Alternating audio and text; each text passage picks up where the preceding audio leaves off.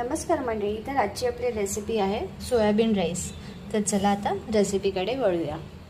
इथे मी भिजवलेले सोयाबीन घेतले, त्यांना मी 15 मिनिटं भिजवलं होतं। आता मी याच्यात दही ॲड करून घेते, मीठ, हळद, मिरची पावडर, याला व्यवस्थित मिक्स करून घेणार आहोत।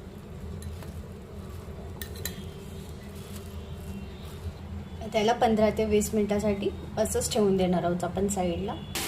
आता मी अद्रक आणि लसूणचे तुकडे टाकते, जिरं, 3 काळी मिरी, 2 लवंग, दालचिनी, मोहरी थोडी, हिरवी मिरची, कांदा, मीठ, टोमॅटो 1 वाटी, वाटाणा,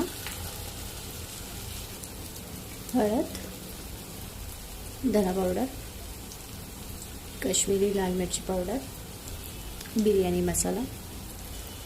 आता मॅरिनेट केलेले सोयाबीन्स ॲड करून घेणार आहे मी। प्रॉपरली मिक्स करायचं।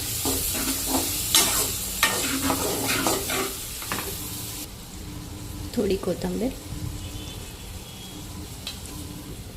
याला झाकून ठेवणार आहे 5 मिनिटं। इथे आपली 5 मिनिटं झालेले आहेत। मी झाकण उघडून बघते, व्यवस्थित झालेलं आहे। याच्यामध्ये भिजवलेला राईस टाकून देते।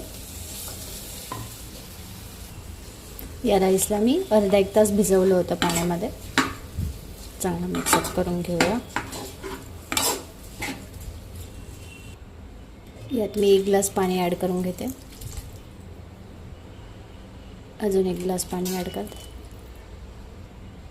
कोथिंबीर, काश्मीरी लाल मिरची पावडर, बिर्याणी मसाला, धना पावडर, याला व्यवस्थित मिक्स करते।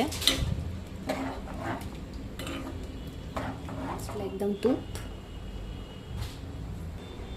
आता याला आपण झाकण ठेवूया। आता आपले 5 मिनिटं झालेलं, आपला राईस पण झालेला आहे। आता आपण याला सर्व करायला घेऊया। तुम्हाला जर ही रेसिपी आवडली असेल तर प्लीज माझ्या चॅनलला लाईक, शेअर आणि सबस्क्राईब करायला विसरू नका।